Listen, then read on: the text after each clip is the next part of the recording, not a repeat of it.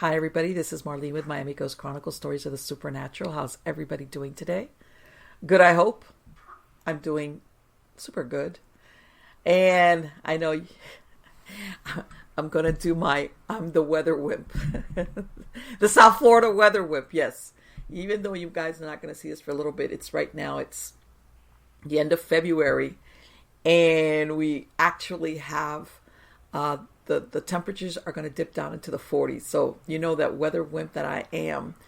We're like brought in all my animals, the birds. I can't bring in the chickens, but pretty soon, like of course, the temperature in the 40s is equivalent to Antarctica for me.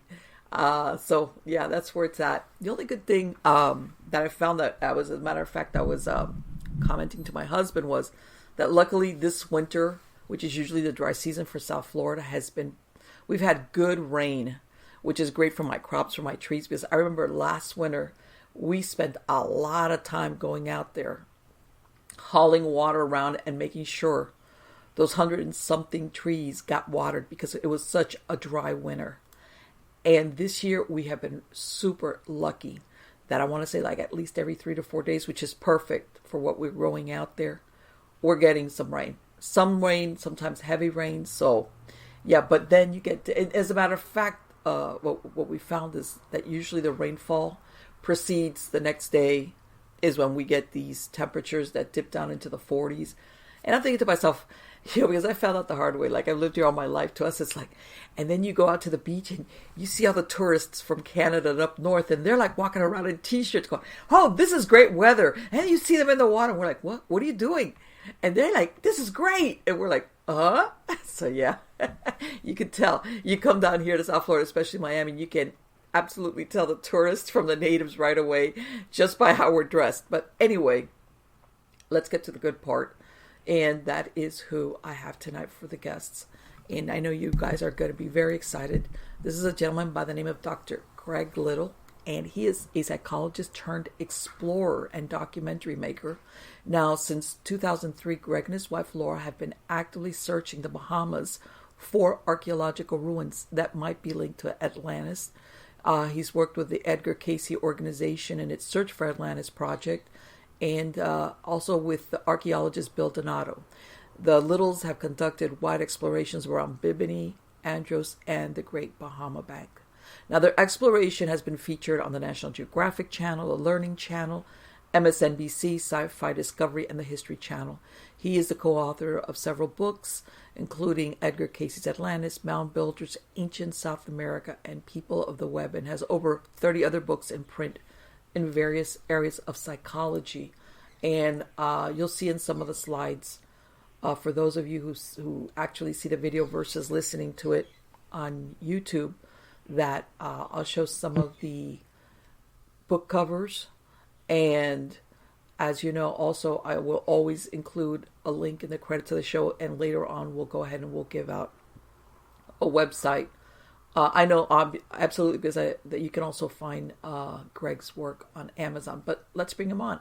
How are you doing today, Greg? I'm great, Marlene, and I'm a bit envious that you're down there in Miami. We have, obviously, since we go to have gone to the Bahamas quite a bit, we're in and out of the Miami and Fort Lauderdale area fairly often. That's where we leave from and usually take a boat over. Sometimes we fly over. But I'm doing great, and it's a pleasure to talk to you. Likewise. Greg, I'm going to ask you what I ask all my guests. It's in which I commented to you earlier. It looks like you started out in psychology, but if you could explain how your interest grew into everything that I described. Were you one of these persons that was always interested in it, or did something happen, some experience that you had? Man, that is a tough one to answer, because I can look back and see a lot of different things that happened and got my interest. But basically, my initial interest in what I'll best describe as UFOs started in the 1960s when we moved to Huntsville, Alabama, and my father worked for NASA for about 3 years. And for some reason then, somebody gave me some UFO books, which then were very, very popular. And I just kind of got interested in it, but of course I was pretty much a kid then. Right. And as time went on, I needed a career. I really wasn't that much into the paranormal. I was zero into Atlantis, zero into archaeology, no interest that I can tell you at all. I don't really know why I like psychology, but it was the only thing I could stand in college. And Okay. so I started taking psychology, and I actually worked all the way through undergraduate school and then all the way through graduate school. And I worked at the newspapers. I live in Memphis, Tennessee, and I was going to what was then Memphis State at the time, Memphis State University, which no longer exists because it's now the University of Memphis. And I love to say every time I can, I hate it when they change the name of your college. Oh, yeah. Hey, people all the time say, whatever happened to Memphis State? And I said, well, it still sits where it was, but it just has a different name. Anyway, somewhere along the line, during that time period in undergraduate school, I started reading books by John Keel. I do not know why. John Keel was one of the early people in UFOs, strange phenomena, the Mothman. Most of what everybody knows about West Virginia's Mothman episodes came from John Keel. And then when I got into graduate school, I retained that interest, and slowly, for just probably loads of reasons, I stumbled upon Edgar Cayce, the psychic. Edgar Cayce is known as America's greatest psychic. He's the father of holistic medicine in America. The American Medical Association called him that. But I started looking at Cayce not because of his psychic readings or his abilities, but it was because of how he got his psychic abilities. I became interested in people's spiritual experiences, and Cayce and several other people had very similar experiences. Is another good example. Around age 13, they have some sort of vision. An angel appears to them, something happens, and their life is transformed forever. And that's what happened to Cayce. And I was just interested in it. Okay. I cannot tell you that I had any specific events that occurred, but I had a lot of people asking me questions about UFOs since I had, by then, read so much. We've moved up into the 70s. And I was still working full-time. I started publishing in the early 1970s professionally in peer-reviewed journals in psychology. I later started publishing in criminal justice journals, and psychopharmacology was my original area in graduate school. Okay. And neurology was what I was really into. And these weird experiences I kept coming back to, getting more and more interested in them. Beyond that, I cannot tell you that I had any experiences myself that made me jump into it. Now, since I have been into it, I have had some peculiar experiences, some of which we may get to here in a while. Okay. But there are real specific things that occurred to get us into the Cayce organization Search For Atlantis Project. We spent 25 weeks searching in the Bahamas. We actually formed an expedition team, a crew, and went into the very remote area of the Yucatan Peninsula into Guatemala, where there are no people to look at a site that Edgar Cayce said may house what he called the Hall of Records, the Third Hall of Records.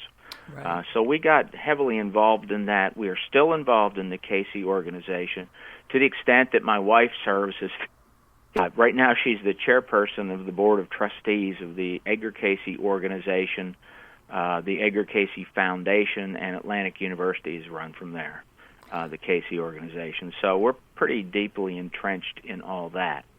As far as getting into Atlantis, that occurred accidentally. I had no interest in it at all.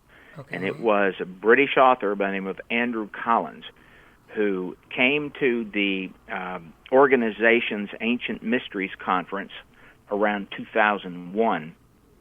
And at that time, by then I had already written a long series of books, actually 4 different books on UFOs, paranormal experiences, Indian mounds, which I'm probably best known now professionally for my work in Indian mounds. I have a It's called the Illustrated Encyclopedia of Native American Indian Mounds and Earthworks. It's a massive book, oversized hardcover that has over 1,000 sites in it, with photos and illustrations and surveys and descriptions. So that's what I'm best known as. And so I gave presentations at the Cayce organization's Ancient Mysteries Conference. Andrew Collins came in to talk about Atlantis, which I had become friends with him, got him to come over to give this talk, and in his talk he showed 2 photos from the 1970s that had been taken by a Miami zoologist flying over the Bahamas, and a friend of his who was a French marine biologist, both of whom had PhDs. Mm-hmm. They were both based from Miami, and they had found these structures in the air, but no one had ever been able to find them. They'd never been able to go back and actually find them and go out to visit them on boats. Really? Andrew showed those pictures, right. One of them is a large ring. It was always described as a triple ring of standing stones. So if you think of a ring of standing stones, like Avebury in England, which is enormous, that's what it looked like. It was maybe 1,000 feet in diameter, which is huge. It had 3 rows of standing stones, but it was in water, and the stones protruded out of the water. So that was one of the things. Well, it isn't that. We did get to it. I'll get to that in a minute. Okay. The second thing that no one had ever been able to find was with this the Miami zoologist's name was J. Manson Valentine. He had a friend, this guy from France who was a PhD, named Dmitry Rebekov. Rebekov and Valentine found a formation which became known as Rebekov's E. When I say E, what I'm referring to is the shape of the cursive letter E. Okay. So if you can imagine an E-shaped form on the bottom of the floor of the ocean, maybe in 10 to 20 feet of water, and it's very distinct from the air, that was Rebekov's E. No one had ever been able to find it on the water. Okay. And as I saw Andrew give this presentation, and I turned to my wife and I said, just a snap decision, we're going to go find those. We're going to go find and see what those things are. Now, at the time, I have said for many, many years, several decades now, 4 decades really, we've pretty much had the means to pretty much do whatever we want to do. I do write a lot. I still work. My profession is a criminal psychologist. But basically, I only write material, treatment material for criminal psychology or textbooks or other things like that. Okay. So we had the ability to go wherever we wanted to go, and we literally put together a trip with just my wife and I. We looked up the pilot who was flying the plane when they took this picture from a plane of this triple ring of standing stones. We found that pilot in Miami, Florida. Really? He was older. I got a hold of him, and we visited him the day before we left, and we filmed that. It's been shown on documentaries a number of times. But he said, this is on film, his exact phrase was, well, strangely, people have been very uncurious about it, because I asked him, who has asked you where this thing was? But so many people had tried to find it. One expedition spent $30,000 flying planes around and around an area, it's really an area called Andros Island. Right. But they were unable to find it. Now, Andros is the largest of the Bahama Islands. It is about 50 to 100 miles beyond Bimini, which is only 55 miles due east of Miami. And then Andros is about 104 miles long. So it's the largest of all the Bahama Islands, but it's also almost completely uninhabited, totally uninhabited on the west side. So the guy said, nobody's ever asked me. And I said, well, do you remember where it was? And he said, sure. And I said, he's like, oh, finally somebody's asking me. Yes. And all right, so he's a pilot. And I have a pilot's license, too, at the time I was flying. And so I said, well, can you show us where it was? And he said, yeah, I'll be right back. He came out with a pilot's map, an aerial map, and laid it down and pointed and said, it was right there. How long had it been since he had cited it to when you It actually was asked him? 1968. Wow. 1968. Charles Berlitz, a very famous writer. Berlitz wrote a whole bunch of books on UFOs and on the Bermuda Triangle and on Atlantis, very bestsellers.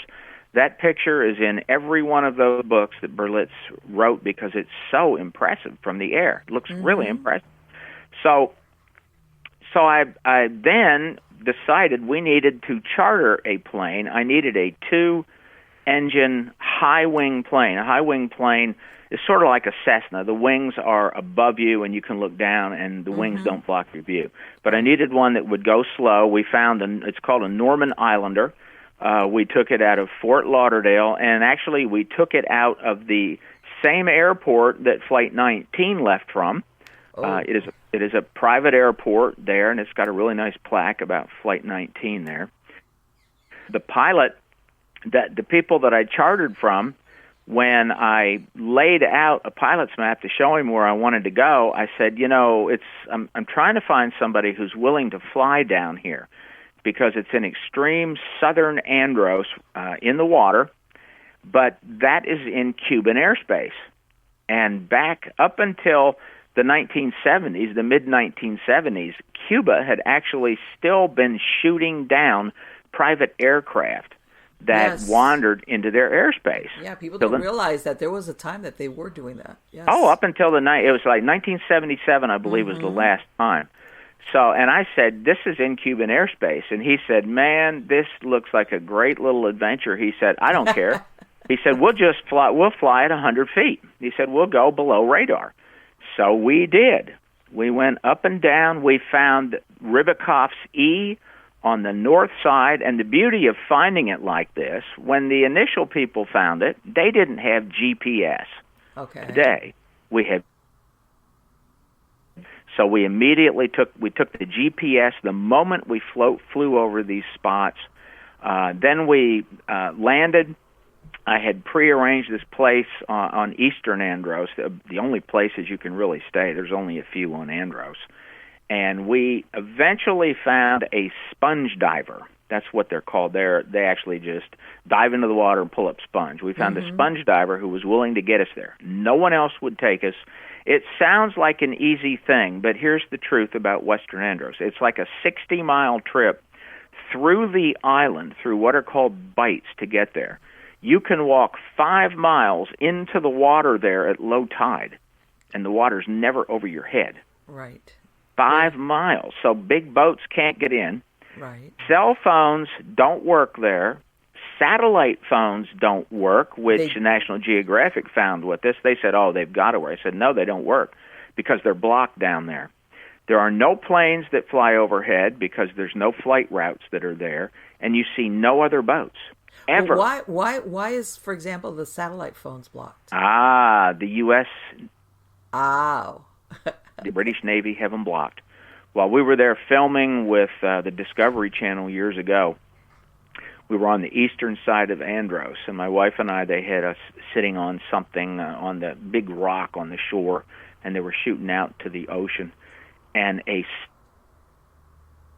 straight up, like you see in the movies, right, went up into the air and then crashed on the water and immediately sank again.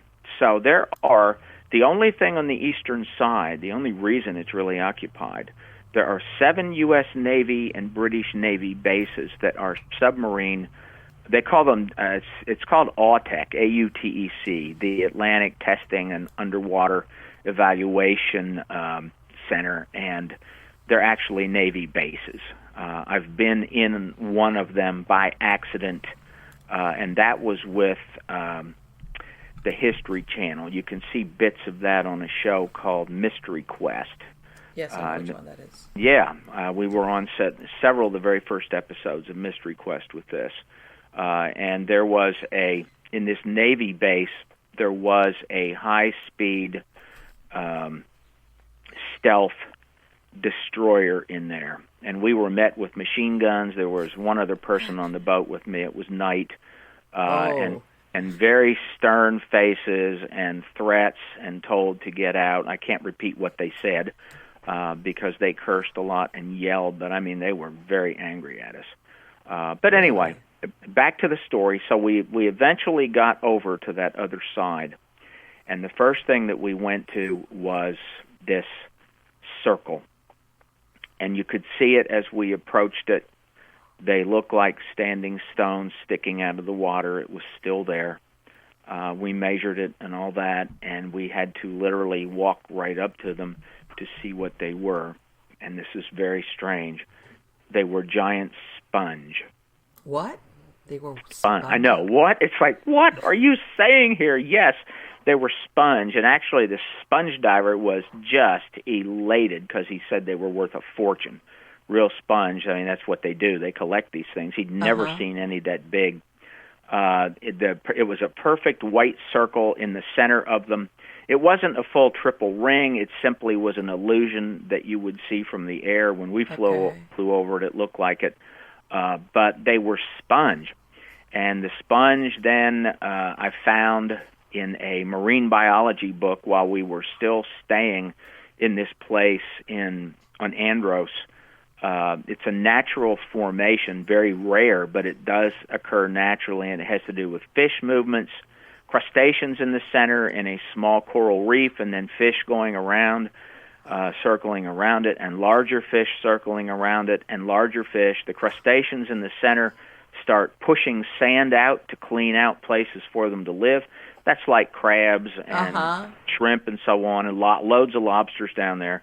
So they push the sand out, then the fish swimming around push it out into perfect circles, and then the bigger fish make the circles bigger and bigger. Eventually, there's some rock or something that gets exposed on the bottom. The bottom has to be exposed for the sponge to grow, and then the sponge grabs a hold, and the reason that it wasn't bigger was because the fish kept putting sand over different areas.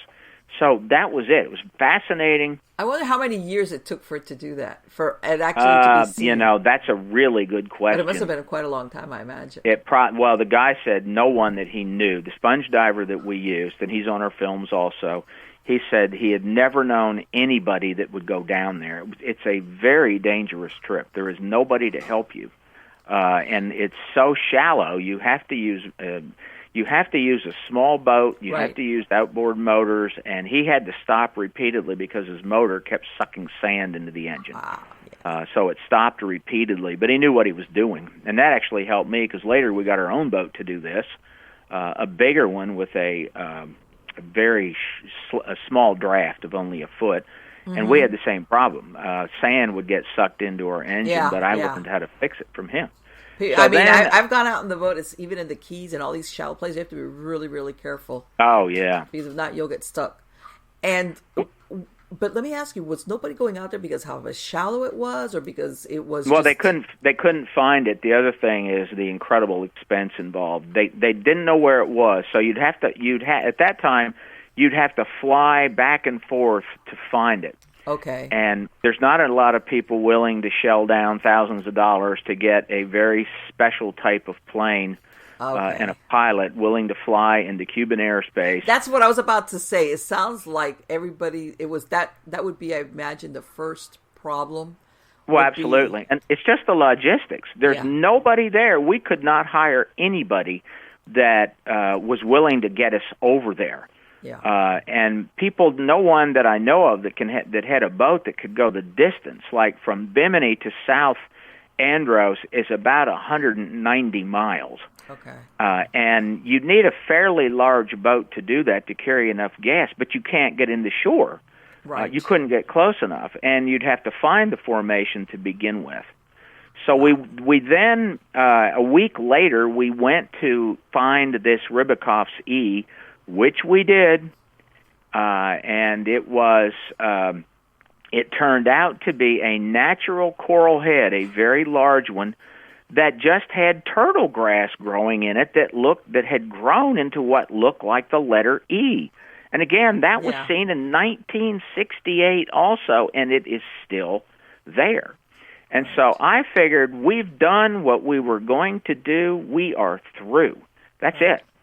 That night, there was a violent thunderstorm that occurred. We were staying in North Andros then, and we had a knock at the door, and a guy came in, And he thought we were treasure hunters. He said, everybody's talking about you guys here. And I said, what do you mean? He said, oh, everybody thinks you're treasure hunting. And I pulled out the pictures. I pulled out everything I had. I said, we are not treasure hunting. Here's what we're looking for. We're making a film on all this. And he said, okay, I believe you. He said, I just wanted to make sure that you were legit. He said, because everybody else is looking for Spanish galleons. And we said, nope. And he said, well, let me tell you something. There's this formation out here that looks a lot like the Bimini Road. It's covered now and then with sand and uncovered other times. And I said, really? And he said, yeah. And he told me how to do it, how to go to it. It was no more than 300 yards from where we were staying at that moment. Oh. Now, we had a charter coming over to pick us up the next morning. But early the next morning, my wife and I walked to this place.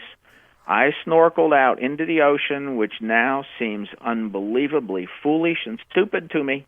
But I went way out, found this strange formation of these massive square and rectangular blocks, some of which were sitting on top of each other, went up and down it, except I couldn't find the ends. I saw it had like layer after layer, took a few photos, and came back. At the time, we were using film. Digital cameras really weren't around. Right. Yes. We were using film, so we had to get it developed. We went back home because we already had the charter was actually on its way to pick us up.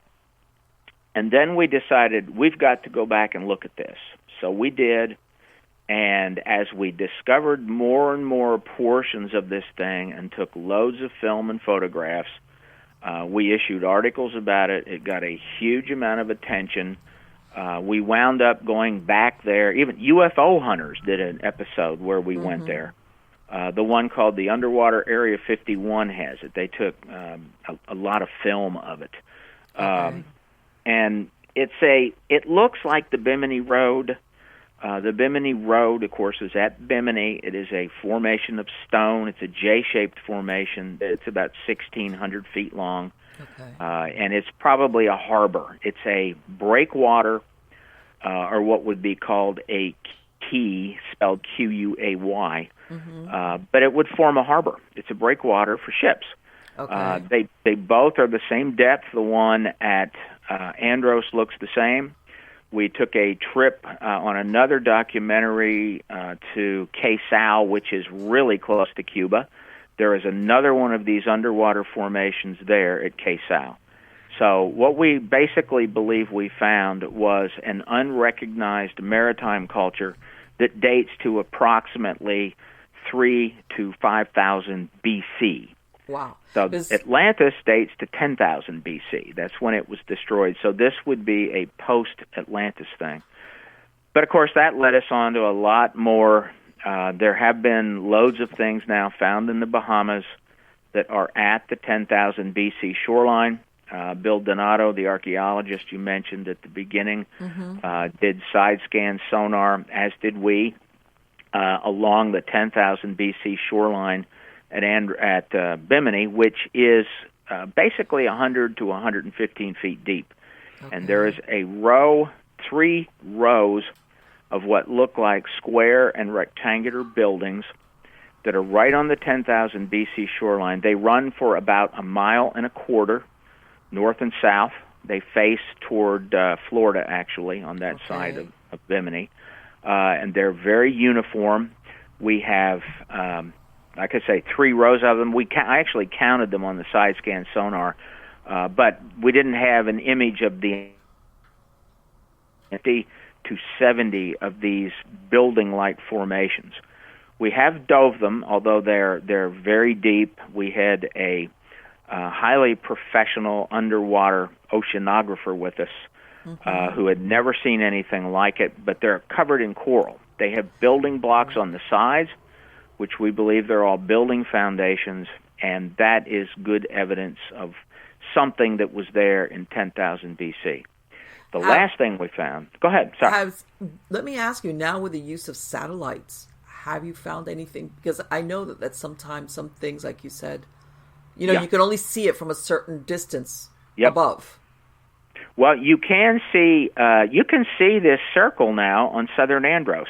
Oh. On Google Earth, you can see there's actually 2 circles there. I figured I wouldn't take the time to explain all of it. But there's 2 circles down there, and you can see the one that was the triple ring of stones. The sponge diver we took told us he was going to go back because we found a huge sponge field there.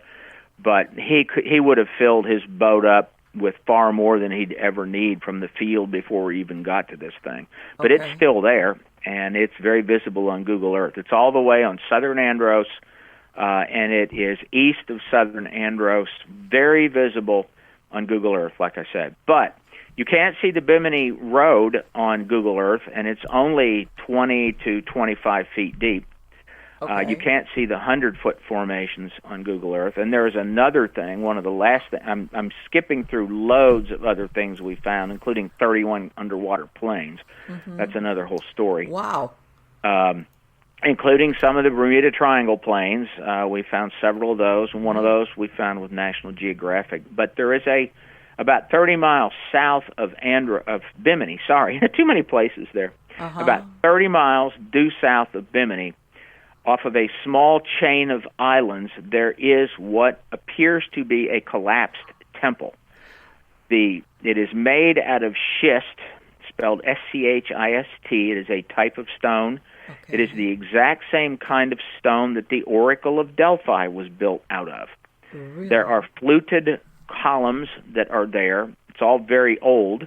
You can see beams and polished beams, very flat, like flooring, the huge slabs, like maybe 10 feet by 8 feet, only maybe 8 to 10 inches thick, but they're like slabs.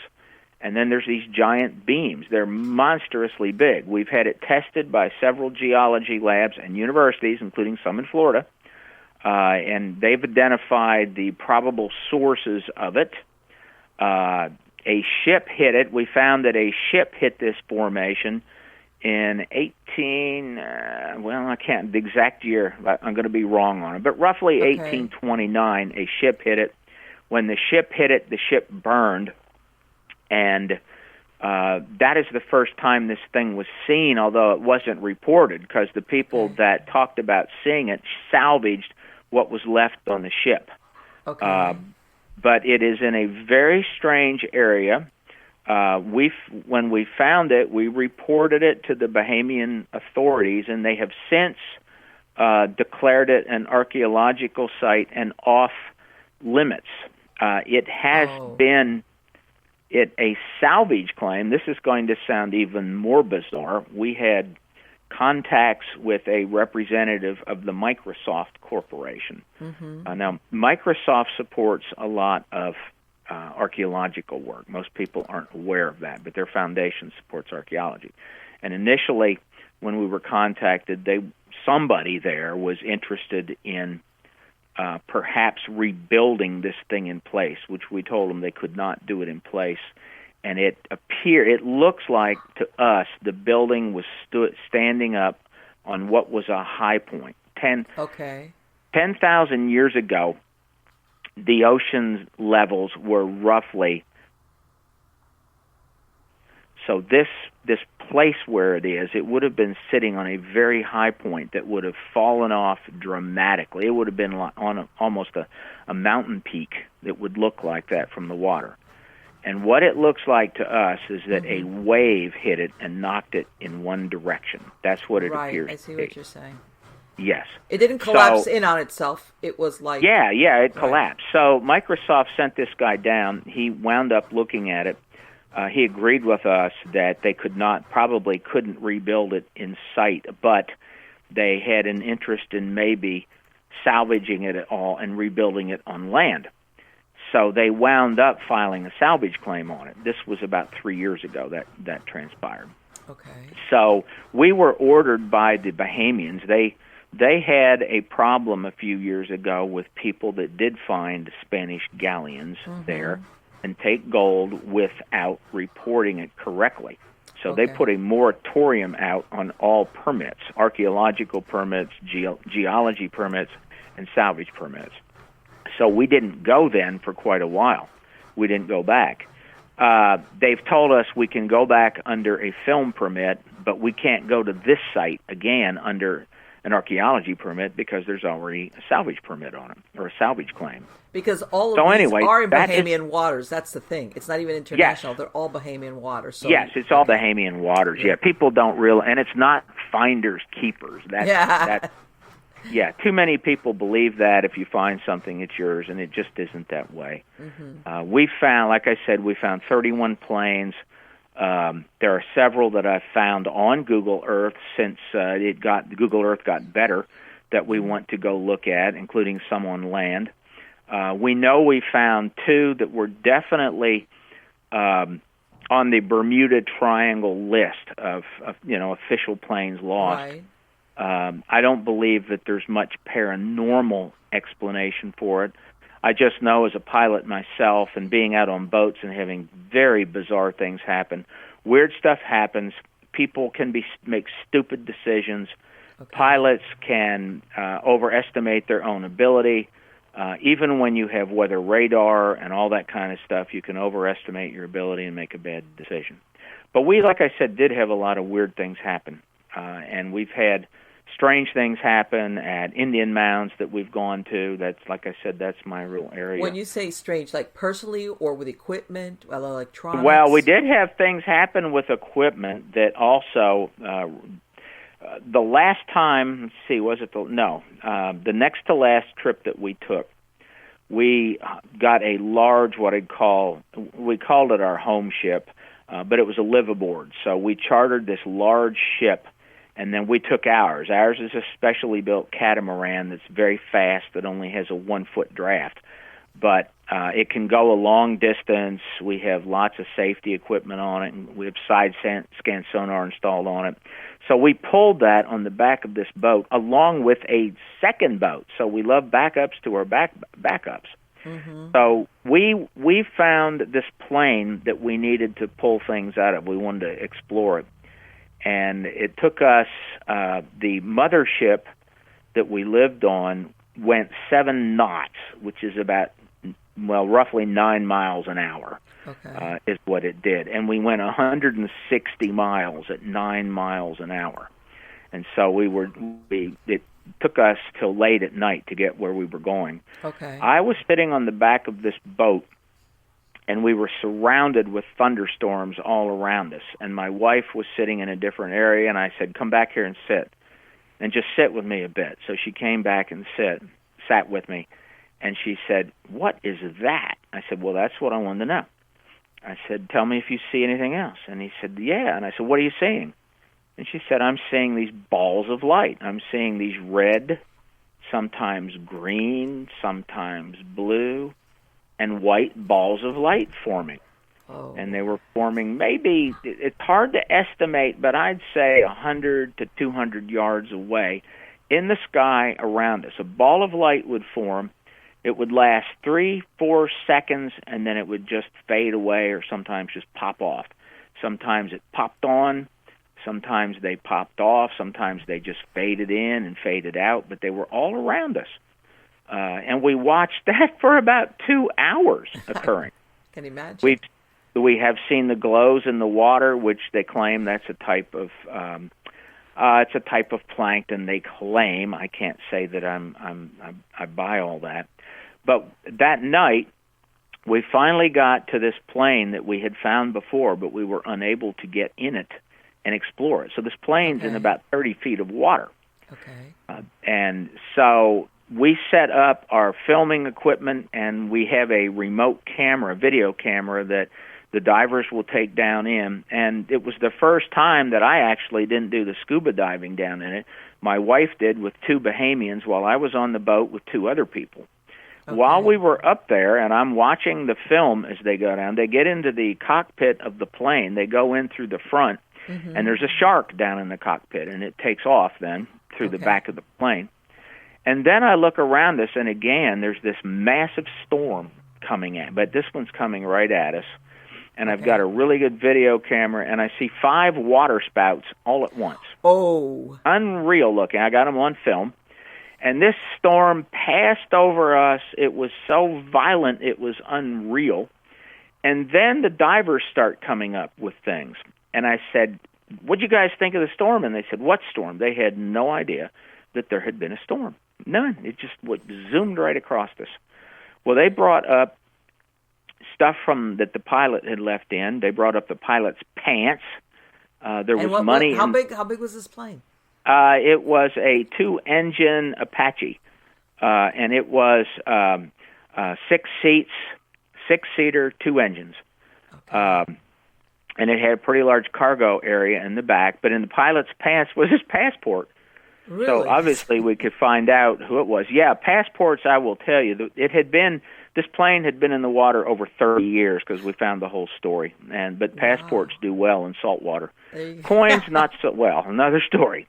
But baby diapers, they brought up stacks of beautiful, pristine white baby diapers that they had bought when they were going back and forth. They actually were going from Puerto Rico back to Miami in this plane when it crashed, and they were carrying baby diapers with them and other stuff.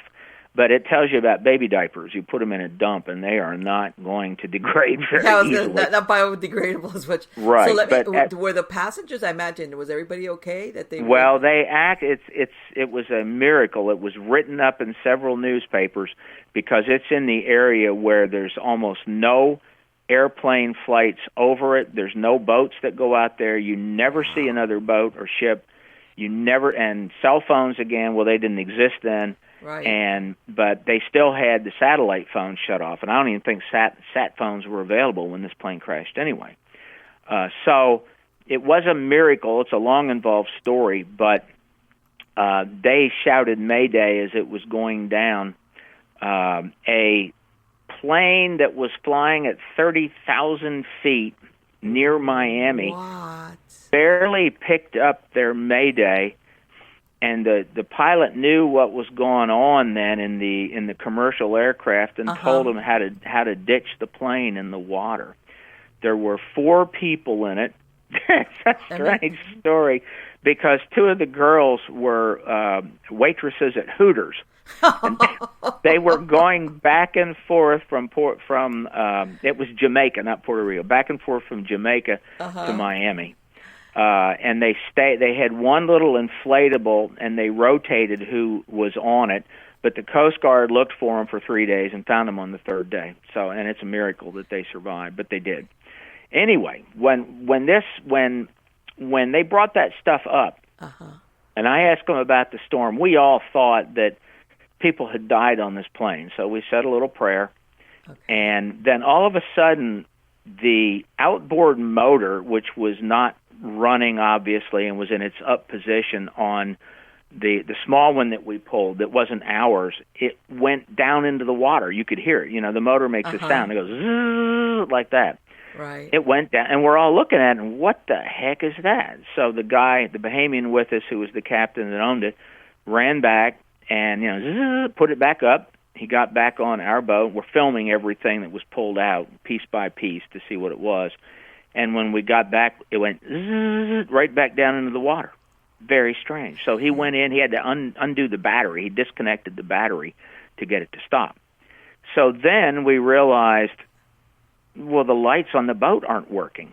None of the lights on this boat are working. And then we turned it on. None of the electronics worked. The generator was no longer working. And it was a huge fishing boat. The air conditioning didn't work. Nothing that was electrical worked. That electrical storm had simply zapped everything. That trip then, we had numerous strange experiences after it. We're actually lucky to be alive. We gave them a handheld GPS to use then. Which was a problem because the guy that was running the boat really didn't know how to use the GPS. A lot of the Bahamian fishermen always keep land in sight. Right. They steer by landmarks then. Yes, they're not out there using. Well, they talk about compasses. They don't trust compasses out there because the compasses do weird things, and that is true. Magnetic compasses do very strange things out there. So you really can't completely trust your magnetic compass on a boat, and a lot of them don't have better electronics on their boat. So anyway, that's really a summary of. that's unusual that storm comes in and everything goes haywire.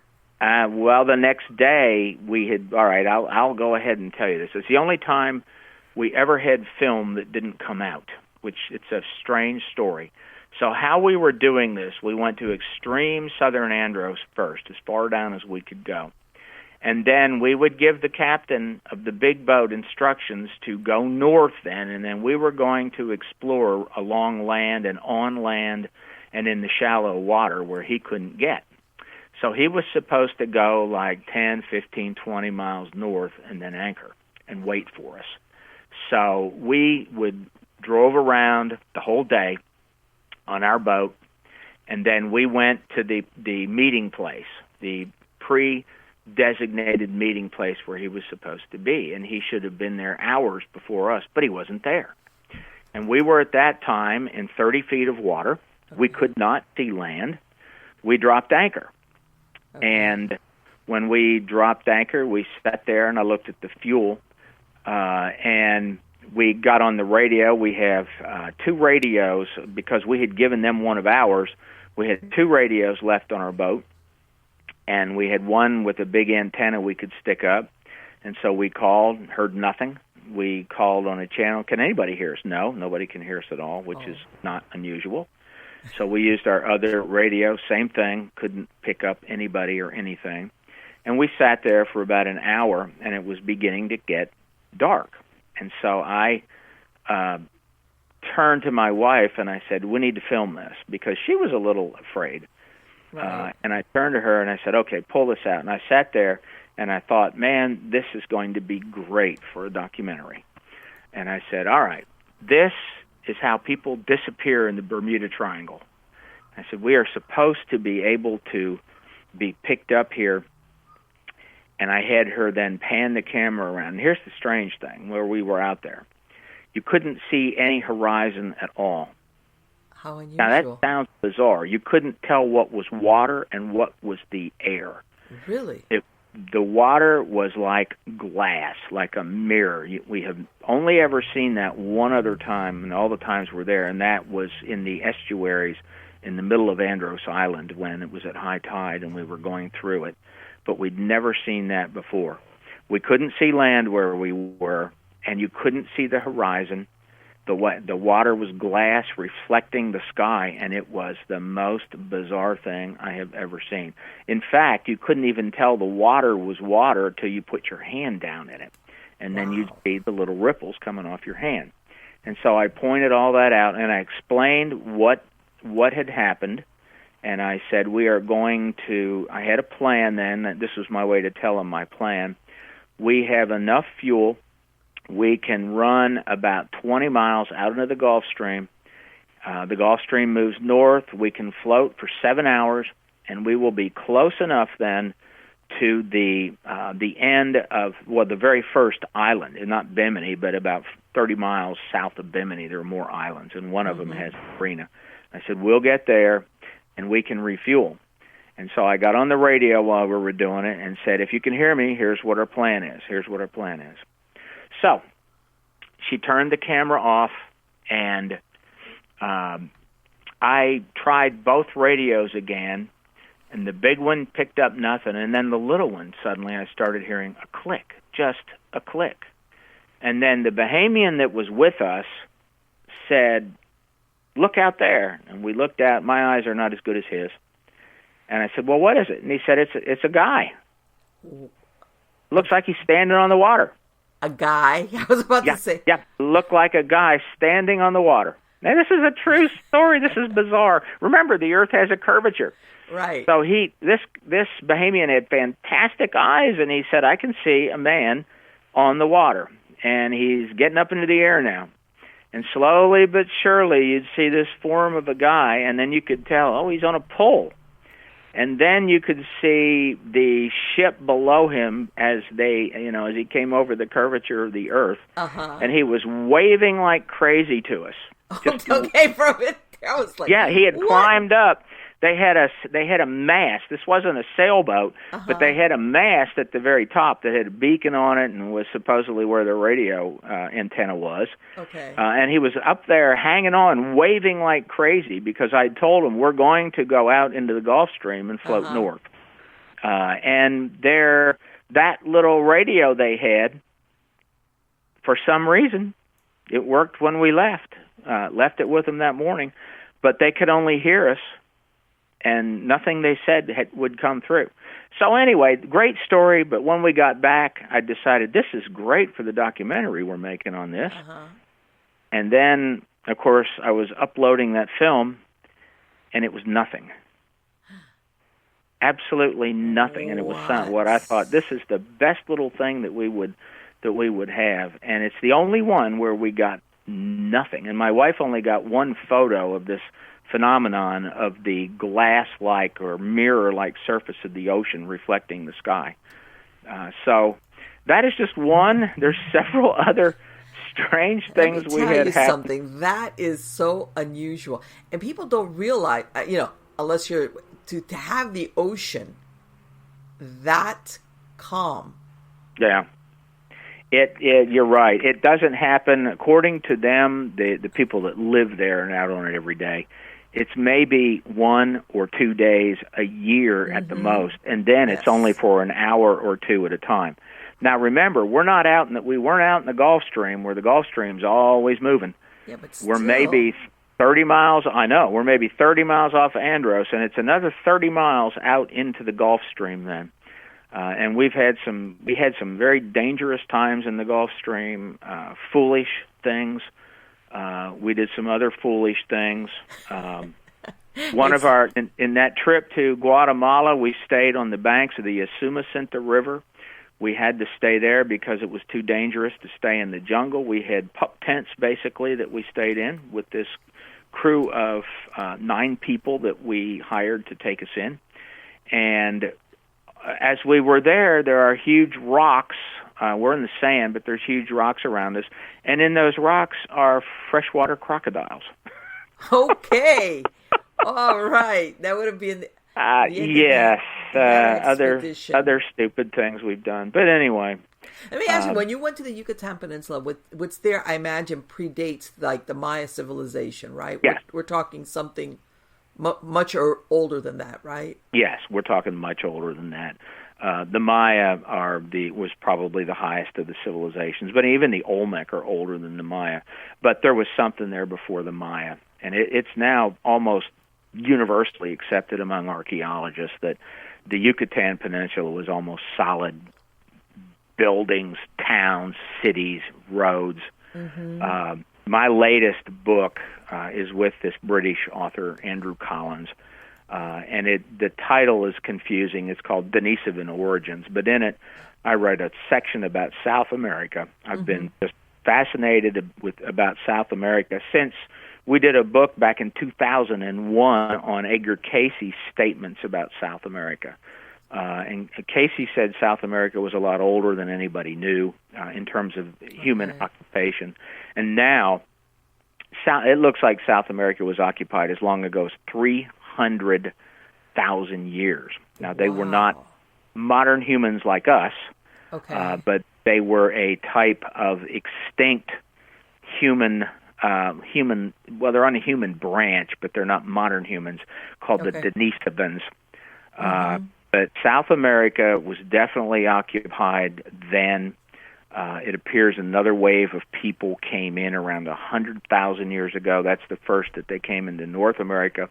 Right. And then loads of people were in South America by 50,000 years ago. And they all came from the South Pacific, which is not, from Siberian Asia. Right, which is what you usually think of as far as... Absolutely. Well, North and South America became populated, yes. Absolutely. It's a distinctly different genetic population in South America than in North America. Right, I've heard that they've done that with genetic testing. Yes. That they have found that the origins, like you said, are from the South Pacific. Yes. And it's very surprising. Yeah, well, it is surprising, but it fits. There is a a scenario that fits that perfectly about what really happened. And what we have been told about the ancient world simply is not really the case. What's been written in history books or archaeology books, it's changing so fast. It's almost like the old Firesign Theater album that was entitled "Everything You Know Is Wrong." Mm-hmm. It's like everything we've been told is just wrong. But anyway, let me get back to all the supernatural stuff. So okay. I have been fascinated since the 1980s, and this has really been my passion. It's Indian mounds, and it is the rituals involved in them and what they were doing to build pyramids and mounds and earthworks that were of various geometrical shapes. The Path of Souls journey of the dead souls going back to the stars. Orion fits into this, then the Milky Way fits in, and then the Cygnus constellation. Their ideas about what life and death are all about and why we are here. Okay. That is what I am most interested in. And I guess like most authors who write really book after book after book, and I'm on my 69th book right now. Oh my God! I'm trying to reach my age. That's a lot of writing. God, that is a lot of writing. Like I said, that's what I've been doing for a long, long time. But I tend to move on. I keep incorporating everything I've done before into what I'm doing now, but I really look into new stuff. I try to incorporate whatever is new into the ongoing project that I have. Native Americans, ancient, I don't mean necessarily modern ones. I'm talking about the mound builder ideas and so on. Right. They had a very good theory, belief system, spirituality, call it whatever you want, about why we are here on this earth. And their idea is that we are here to balance spiritual forces, and there are two primary forces that split at the beginning when the Big Bang occurred. They actually have a story about the Big Bang, and it was created by a singularity that developed almost into a yin and a yang, two competing forces, and the two forces are creation versus entropy. Entropy is the constant breakdown of everything, and out of things breaking down, you have new creation. Okay. And that the physical world was manifested to allow those two forces to manifest, and we humans are here to mediate in it and to maintain a balance. And in the process of that, there are intrusions from these spiritual worlds into our physical world, and that is what we call paranormal things. Okay. Our souls do exist. I mean, and this is actually it's not just the Native American stuff. Right. I'm finding parallels in everything. Cayce talked about it. Almost every ancient spiritualist talked about it. Most religious concepts or theories will talk about the same thing. But I do believe that there's an explanation that relates to physics that goes into all those things. And all these things, the trips to the Bahamas, it all fits the same thing. Ultimately, everything like this, everything we do, it's a spiritual quest. And I think that's the way people need to look at things. Right. I think looking back now, like you said, that you've lived. Do you think that in some instances you were led along, even though ultimately it's your choice whether you do or you go somewhere? Do you think... I believe in a true path. I think we all have what's called a true path, and it's very easy for us to get derailed from it. But when you're on your true path, you do get led along because the signs are already there. Yes. The signposts are along your true path. You just have to notice them and respond to them. As you move down that path, I mean, you can meet somebody that is... not threatening you, but someone seducing you along the way. The seduction of a job or money or sex or whatever, or a relationship. And those things but we can get off our true path by following those. But you know you're on your true path when all the signs are there and they keep appearing as you move down it. Yes. And that's another whole area I write about in psychology. But yes, so in a way we are being led, and whether or not it's some outside of us extraneous sort of spiritual power or energy that is producing those signs, that I don't know. All I know is if you're on your true path, those signs will appear to you. Carl Jung called them synchronicities, meaningful coincidences. And if you notice those things along the way, then you probably are on your true path. Yeah. What did they say? You're at the right place at the right time. Yeah, exactly. And I think everybody's had that experience for some. Yeah. You know, that instant where you go, if I wasn't here at this particular moment. Exactly. Yeah. I think people also know when they're being diverted off of it. And it's almost always something that makes us feel good in the moment. Oh, sure. And it could be a wad of money, finding a satchel full of money, that's a standard moral question that's often asked. If you find a satchel of money, what do you do with it? But that's the kind of thing that can be a moral test that can get you off of your true path. Sure. Or having somebody try to seduce you off of your path, either through sex or job or money or whatever, just because they're really seductive. And often when we know the difference between right and wrong and we do what we know to be wrong, then you are getting off of that path. At least that's the way I look at it. And as a criminal psychologist, of course, I look at right and wrong a lot. Sure. And people don't realize that, our subconscious also plays a part in it. Oh, yeah. Versus what we think we want or we're going to do or what is it, the best intentions, that kind of thing. Yeah. It's like, we kind of fool ourselves along those lines as far as what we would like to do or what we plan to do. And sometimes, even when you were saying originally, when you said, well, I started studying psychology because it's the only thing I could stand. Yeah, there you go. Yeah, looking back, do you think it was a wise decision, even though back then? It has allowed me, I can't think of any other career that would pay. Yes, it was a very wise decision. And I can look, but I'll say it this way: monetarily, it was as wise as anything. And that sounds crazy, right? But the materials that I have written, authored, or co-authored with a variety of people, we have treated. I have a treatment system. It's a trademark treatment system called MRT, and it's had over 3 million people go through it. Okay. We have loads of evidence on it. There's over 200 published studies. It's officially an evidence-based program, and we have loads of treatment workbooks and materials in it. Okay. And we know it's helped loads of people. And it's in 14,000 locations and in 8 countries. So, really? Yes, I would follow the same path. Yes, that's all absolutely true. Sounds bizarre, but yeah, we're in 14,000 locations. Think of it this way. America has roughly 5,000 jails and prisons, and there are tens of thousands of probation sites and parole sites in the United States.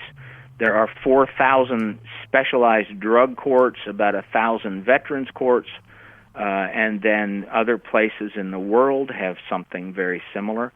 So we're only in 14,000 places. So we're like 5% of it, but that's a big chunk. So yes, I would, in retrospect, I would do the same thing. It allowed me many decades ago the freedom to do whatever I wanted to do. Right. So that's how all this other stuff took place. Right. And that's what I'm saying, that sometimes we make choices. Yes. Oh, absolutely. Well, I mean, a real simple example. I worked for doing this treatment system. When I was actively training in correctional departments, like entire systems, I would go and spend a couple weeks, usually in a training facility. We did this in Oklahoma for 2 years and trained every employee in the Oklahoma Department of Corrections to do it. We did it at Oklahoma State University in Stillwater. But we also did it in Washington State. And in Washington State, some of the government officials in the Department of Corrections, like the Assistant Commissioner of Corrections, got very interested in my UFO books. Got them and said, "Oh my God!" And in them I talked about Toppenish Ridge on the Yakima Indian Reservation, which at that time it was then illegal for people to go on to the Yakima Reservation and look for UFOs. The tribe had actually passed a law making it illegal for ufologists to go out and try to look and photograph UFOs. There was an area there called Toppenish Ridge that in the 70s till the 80s had thousands of UFO reports, including thousands of photographs. Loads of officials saw it, and it's something I wanted to do, to go look. And now this was in 1992 when I was out there. So they said, well, we can go. We just took a state car out, and we spent night after night out there. Okay. We were not bothered by anyone.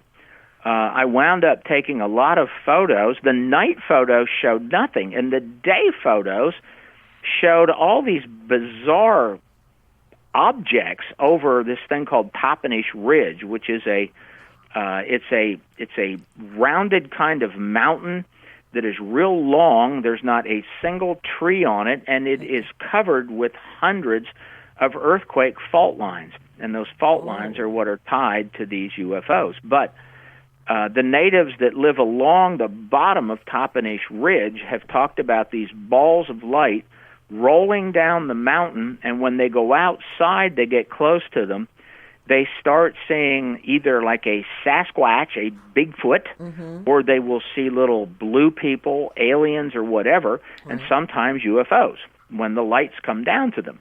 Now, that's all very, very strange, but working for the Department of Corrections in for UFOs where you're not allowed to go look. And it almost sounds like what you're describing, somewhat like what's been described as Skinwalker Ranch before. I know a lot of, Before they, because from what I understand now, you can't even get close to the place because they kind of have everything locked down as far as... Well, I recommend a guest for you, Andrew Collins. And there is a new 4-part documentary series coming out on the History Channel, specifically on the Skinwalker Ranch. Okay. And Andrew has spent quite a bit of time there. He was flown over, and he cannot talk about it until it starts showing. I'm not sure when it's going to show. Okay. But that is also one of his areas, and I am very interested in it also because the whole idea of a skinwalker goes back to Native American shaman and rituals that they would perform, and so on. But I really can't talk much about it either. Well, because some of the phenomena that they described there, it wasn't just the UFOs, it was what the people that lived on the land were experiencing. And obviously it also had some type of history with the Native Americans from that area, so it goes back a while. Yes, it does. Yes, it does. And that's partly why I'm really into the Native American stuff. Just a few months ago, my wife and I spent 10 days on the Navajo Nation reservation doing research on shamanistic practices and some of the sites. We went to some really remote sites there, and we're heading back soon because I'm working on a follow-up book to that one called Denisovan Origins with Andrew Collins. But that's another project. And so just being able to do all this, I'm very fortunate to be able to do it. And if I hadn't have gone into that field, I suspect I would not have been doing any of this. Let me answer something, especially since you have this background in psychology, Greg. What do you think about this trend about people taking ayahuasca and all these mind-altering drugs? And I'm looking at that and I'm thinking, I don't think that's safe, but maybe that's just the chicken in me. Yeah, I know Graham Hancock. For ours called America Before, which is similar to ours. We exchanged manuscripts before, and his came out very quickly. Ours took a year from the time that we finished it. Graham is an advocate for that. He is one who and there are some others that anybody that writes good stuff, say about LSD, ayahuasca has a substance in it called DMT, which is dimethyltryptamine. Dimethyltryptamine is also synthesized pharmaceutically, and it was known in the 70s as the businessman's special because it is essentially a 30-minute LSD trip. Wow. That's what it does. It's like a 30-minute LSD trip. If you take regular LSD, you will be under the influence of it. If you take a standard dose, you'll be under the influence 4 to 6 hours, maybe 8 hours. Mm-hmm. It depends on your body size and so on. So it was called the businessman special because, you could take it over your lunchtime. You could hallucinate and have all your fun under the LSD influence, and then by the time your lunch break's over, you're okay. So ayahuasca, they are promoting it for therapeutic value and on and on. Uh-huh. There is some real research going on with LSD, with psilocybin, with DMT. If I was going to take it, I would prefer the pharmaceutical version rather than smoking it or having it blown up your nose to where you have to snort it. Right. There are too many people doing it who probably shouldn't be doing it. My area is crime. Substance abuse is intimately related to crime. Yes. Most substance abusers are not criminals. Most people that drink are not alcoholics, and they don't commit crime. But it does cause problems for some people. Sure.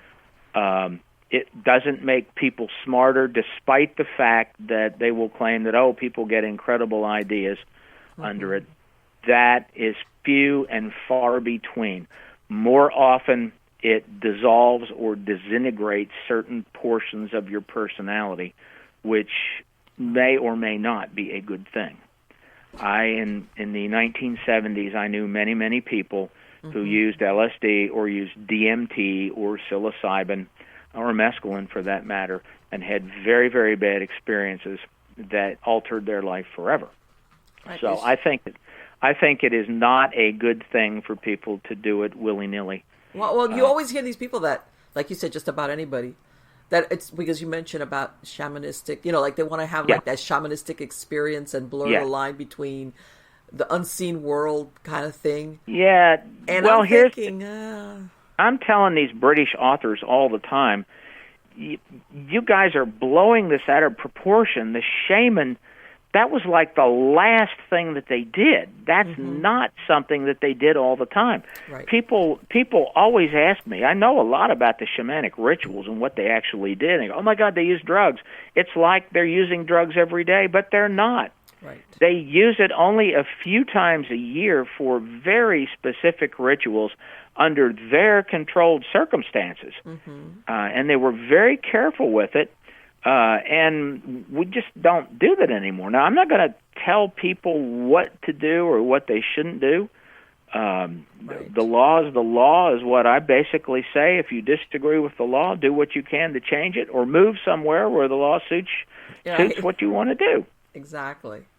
But no, I'm not an advocate for everybody using those substances. I think it's great that the VA, for example, Veterans Administration, is using some of these hallucinogenic substances with great effect on some of the soldiers who have come back with PTSD or traumatic brain injury, TBI.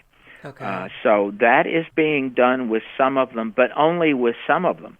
Right. At the same time, they're doing things like pet therapy. They take a dog that is having trouble, and they let the dog live with them. And the fact that they are caring for an animal that actually loves them back is enough to help heal them, and that is a good thing too. I imagine anything that works. Right. That why go the pharmaceutical route if you could do something like pet therapy, for example? Exactly. I mean, things like music therapy. You will see that yoga. And I don't do yoga, and I used to scoff at it when I would read that yoga was being used in therapeutic settings, and honestly, I did scoff at it. I don't anymore. Yoga is now an evidence-based practice for post-traumatic stress disorder and trauma with veterans, and I think that's good. And those veterans that do it and get help with it, more power to them. Yeah, and I imagine like everybody's different. Certain things work better with certain individuals. versus others. Absolutely. We need options. We need options. Mm-hmm. Sure. And if push comes to shove, fine. They can try any pharmaceutical interventions that are out there and possible to use that are under some sort of controlled way where we can actually quantify the effect. Right. And this is a little bit of a walk on the paranormal side. That when we talk about any type of, whether it's ayahuasca or any other type of drug that's used, always that theory that you're gonna come back with something that you didn't intend to. And I'm not talking here like organically changes, let's say, your brain. Right. We're talking here on the paranormal. That I sometimes think you might be only having this very weird experience, but what if it's something that later on you can't shut down? Well, absolutely. And there are actually things that organic that do. That's the whole area of psychopharmacology. It was my initial area. I actually wrote a textbook in many years ago. Well, it was 2000. So it was now 19 years ago I wrote that textbook. But it's all about receptor sites and the biochemistry of it and the electromagnetic effects of it. That's how it works, through the neurotransmitters and the receptor sites and through the pathways in the brain, and they do change through the experience. And if you do the experience repeatedly or the drug repeatedly, it makes those changes semi-permanent. I say semi-permanent because everything in the brain is truly semi-permanent. You can change it. You are changing somewhat the internal structure of the brain with almost any drug that you use. And the same thing is true with experiences. Sure. Somebody that uses meditation regularly is changing the structure of their brain permanently. And not permanently. I shouldn't say semi-permanent. Right, but it becomes like when you learn how to drive a car, it becomes easier. Exactly. And you do it even without really thinking about it. Exactly. It becomes habitual. Yes. And habits are an increase in certain pathways between different brain areas that you don't have to think to make it happen. That's how balance works. If you're walking and you're losing your balance somewhere, you walk along a curb, let's say, it's the back part of your brain called the cerebellum that's doing it. You don't even have to consciously do it. Exactly. That's why we can walk and talk and chew gum at the same time and look around. Yeah. Because it's doing it all unconsciously on its own. I think that is fascinating. Anyway, Greg, I'm going to ask you one last question because I'm curious about this. You said you found a bunch of planes out there. Yeah. Have you ever found? I've heard of in the Everglades of planes being found that they can't identify. And by the way, this predates the times where they were drug runners were dropping stuff off. These much older, but they can never. In other words, they could never identify the planes as this plane was reported missing. Right. Well, I have heard of that. We were only out when we found these 31 planes. Out of the 31, I actually hadn't totaled how many that we truly identified. Okay. And I would say out of 31. We probably made a definite idea on no more than 5. Okay. Because when planes go underwater, all of the details about what they are, particularly older planes, the paint is all gone. There's an N number on the back. It's usually on the tail of a plane on both sides. Some older planes have it on the fuselage on the side, but that's almost always gone. The interior of the plane, one of the reasons we always tried to get in the inside of a plane is because the N numbers were virtually always gone, except for a few times. So you get into the inside, and there's usually ID plates in there that'll give you the date of manufacture, maybe the number of the fuselage when it was made. Sometimes there are other identification plates in there off of parts, so that's what we usually are trying to find. But it is incredibly difficult to ever find anything on an old plane that will identify it because they've had parts taken off, they've had parts replaced, taken in and out, and they didn't keep records then. Today, any modern plane, every part is entered into a computer system. So if a plane crashes, they can pull a part out of a plane, and they know exactly when that part was put in that plane, when it was done and what that plane is, but it wasn't true until basically the 2000s. Right. Yeah, I know that there was. I'm not surprised of that. There are planes that they found not too far off of Miami that were similar to Flight 19 planes. They're Torpedo Avenger bombers, but they have no idea where they came from. Right. Which is amazing. Yeah, like nobody ever reported we lost this plane. Like, yeah, well, I mean, they either crashed or they were dumped off of a ship that went by. You know, aircraft carriers sometimes would push planes off of the deck when a plane had a problem and couldn't be fixed, or when they needed to get it off fast because there were planes that needed to land and it was blocking the deck. Right. So they would do that, but not along coastal Florida. Exactly. They didn't do that. And that's what we, because out in the Everglades, that theory doesn't work either. But yeah, I know. I was curious about that, because I was like, you know what, and I know nowadays, especially with satellite and they can track anything basically, more or less. Once upon a time that didn't happen. But I think it's very interesting that a lot of things sometimes, for lack of a better word, went on under the radar. Yes, you're right. A lot of mysteries there. But anyway, Greg, thank you so much. It has been fascinating speaking to you. Thank you. It's a pleasure. Loved it. And do you have any book? I was going to say, I know you have book projects. It sounds like. Yeah, I'm working on this new one with Andrew on shamanistic beliefs and so on. But what I recommend people to do, I'm on Facebook, Gregory L. Little. Got to put my full name, Gregory L. Little, or look me up on Google, Gregory L. Little, and you'll find me. You'll find my Twitter page right away, and there's a panel there that shows some books that I've done, although they don't have them all, but that's fine. I don't care. Okay, no, God, yeah. Well, anyway, good luck to you on all your projects. It has been wonderful to speak to you. Thank you so much. Thank you. Take care. Will do. Bye-bye. Bye-bye. Let me tell you something. I say this about a lot of my guests I could talk. There's so many things that we could speak to Greg about, because let's face it, if you've written 69 books, that's just the book part of it. Plus all and I want to use the best word, adventures, in the sense of, things that he's done, and whether he's been researching or, documenting or whatever. And it's so funny, because you can tell that some of the things he looks back now on, and he's like, stupidly, I did this. Like, I think that happens as you get older. When you look back, you go, man, I was really lucky. Yeah, I do that now too. Like, okay, what was I thinking of? But anyway, I think that's, for anybody, Edgar Cayce was, God, that's been around for a long time.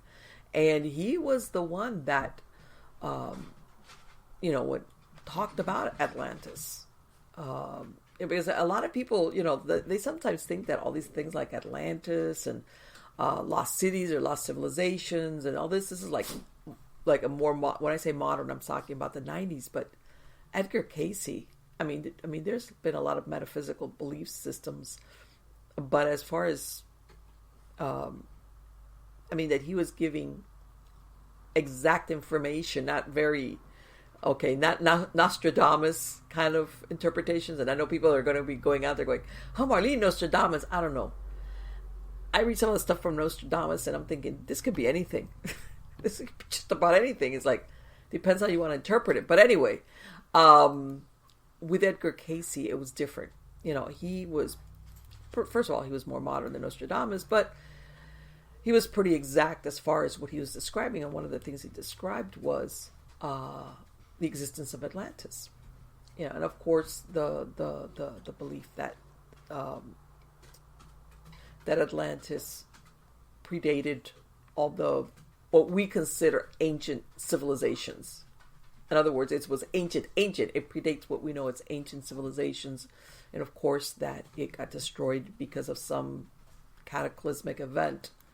Who knows what it could have been? I've heard theories of, well, it was something that happened, maybe a meteor hit, or the other one, which is where they kind of engineered something that they kind of lost control of, and what's the most appropriate word? Blew up?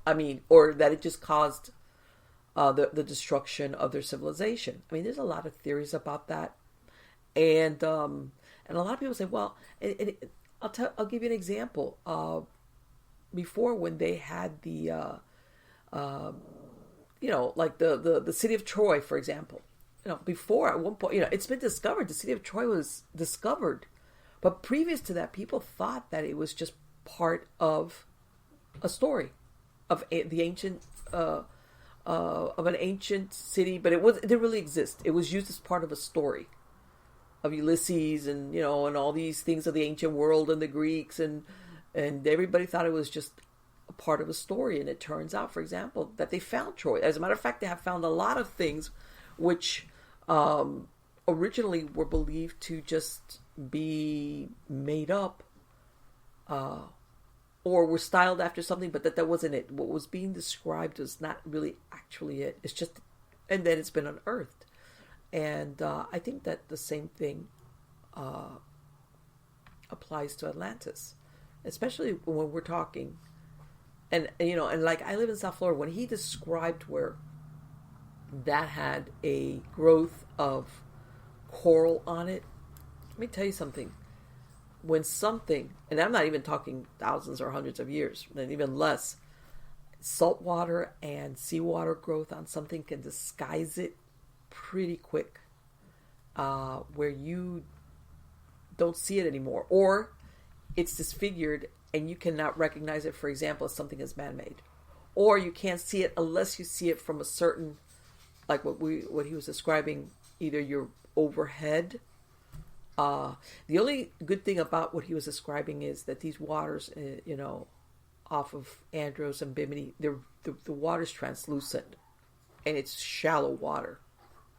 And I was surprised when he said those, because basically those two formations, for lack of a better word, he debunked it, which was great, because, he found these were naturally occurring phenomena. This was not something that was earth-made. But to me, I think it's great when the research is done to prove this is not what everybody thought it was. It looked like it, which is fantastic, but I think for true researchers, it's just as important to discover when something is naturally occurring versus, can you imagine if, let's say, they wouldn't have done that research and found, let's say, like the sponges and all of this, then people would be out there going, yeah, there's like a Stonehenge by the Bahamas or by this island. And it's not. It's just something that looks like it, but then when you investigate it, it turns out to be, it's not what people are thinking, a structure. Which is, to me, is really what true research is, and I've talked about it, versus sensationalism, which is when you find something that has merit, it's that you think this really truly does have merit. And what I found also extremely interesting was what he was talking about, and I did see something about it where the age of North and South America, the continents, are much older. Also, that they had done that DNA study or comparison to some of the populations in South America, and it turns out, because everybody, the regular explanation was that people came in like over a landmass from like Siberia, and then they trickled down from North America to South America. And then that's how the native populations came, of course, thousands of years ago. And it turns out that these people have genetic ties to the Pacific Islanders, which again goes back to a lot of these people. How far were they able to sail? Or are we talking a landmass? Or were they able to sail much further than anybody could explain or thought? Same thing. A lot of times people, how everybody, Christopher Columbus didn't really discover America, or, Jamestown, that wasn't the first settlement, where there's more and more evidence being turned up that, that Vikings and other seafaring, there's even one, I believe, and this is just me, like, that maybe even Phoenicians actually came out here and ran into this landmass, because the Phoenicians were known as very good seafarers. Again, and this is the thing, because and up to a certain point, I understand people want to see, like, hey, I want to find the structure that they built, or I want to find evidence. You know what? Think about it. If you're one of these seafaring, civilizations, which are really good at it, but let's say you come out here, it could have happened one of two ways. Either you did it purposely, or you got blown off course, and all of a sudden you're like, here, hey, we found this. What? And most of these people, sometimes their intentions were not to stay. In other words, they didn't build cities or build structures that could be unearthed. And hopefully sometimes we do find things, but not all the time. Sometimes some of the evidence that's found is like difficult to understand, or difficult to understand what are the origins of it. But I think it lends, which I think is that a lot of what's been written so far in history books about ancient civilizations or discoveries and migrations of people is, I'm not going to say wrong, but not correct all the way. Or in some cases that they kind of say, this is when it all started, and apparently there is civilizations that's much older, much older than what we call ancient civilizations. When you hear about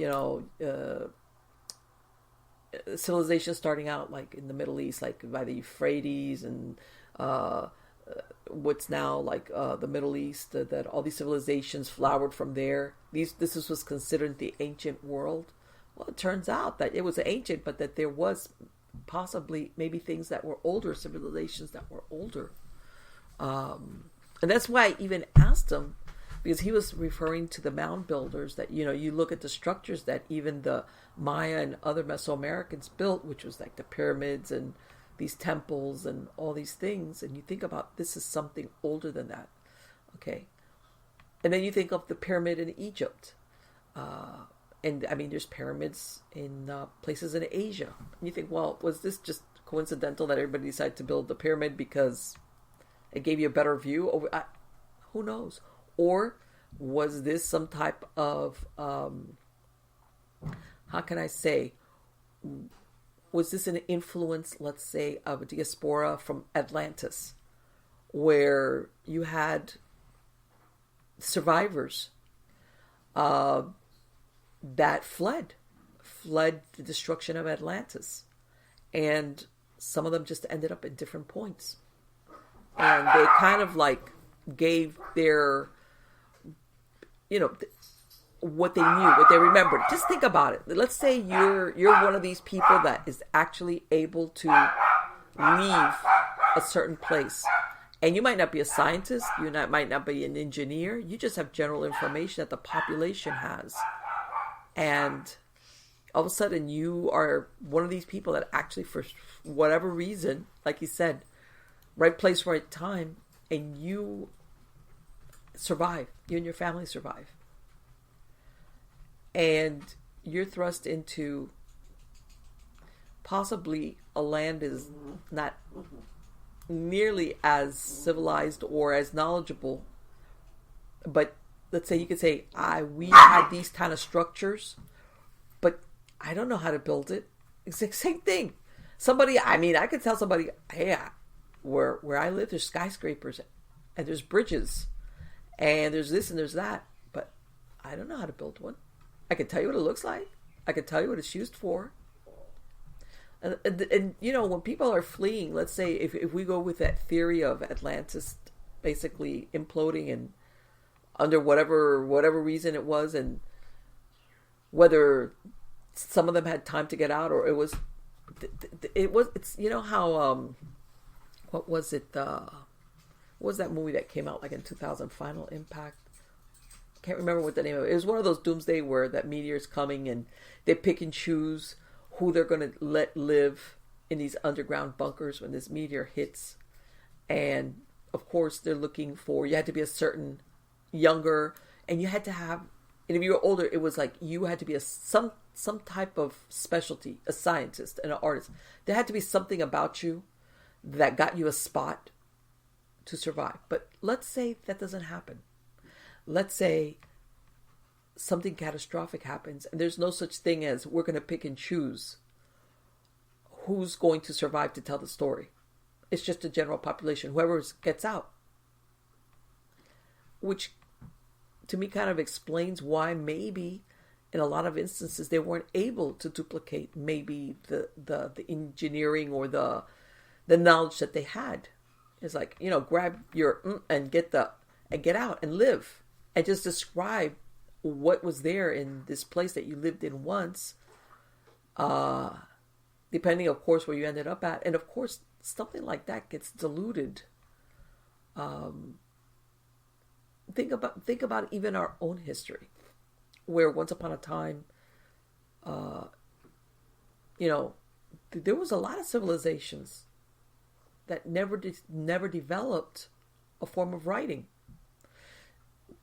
Basically, they left their history word of mouth. Like they would have storytellers or people that would carry on the oral traditions of that culture, but they never developed a form of writing. So I mean, it's people say, well, wouldn't there be something more substantial to prove that there was such a civilization if they were that intelligent or if they were that advanced? Again, depends what happened to them and who survived, and even the ones that survived, where they ended up at. As far as them being able to reproduce the technology that they had, maybe it was beyond their means, knowledge-wise or numbers-wise. Maybe only a very small percentage of the population was actually able to survive whatever the catastrophe was. And again, I mean, there's a lot of theories that we could go round and round on that, but I think it's fascinating. And again, I love speaking to Greg, so I urge you guys, like he said, you can find him on Facebook. I know his books are on Amazon, and obviously he's got a lot. I mean, I only showed the books, some of the latest ones, but he's got plenty to pick from, depending on what your interests are. And guys, again, if you have any stories, you can send them to me at marlene@miamigoschronicles.com. Also, marlenepardo.com or miamigoschronicles.com. I have links to the shows, to the MP3 files, or to the podcast platforms. Also, you can find my author page on Amazon at Marlene Pardo Pellicer. As you can tell, I've got 2 fiction books out there, which is classified as supernatural fantasies. And as a matter of fact, I'm working on a 3rd one right now that I'm hoping to put out now in the spring. It's had a really, really, really good reception. So, yeah, please. And every once in a while, I do put it out for, if you're interested in reading it, a Kindle version on Amazon for free for like maybe 4 or 5 days. I usually announce that on my social media page, whether it's any place I can plaster it on. So again, guys, thank you so very much for being part of my audience. You are wonderful. Take care.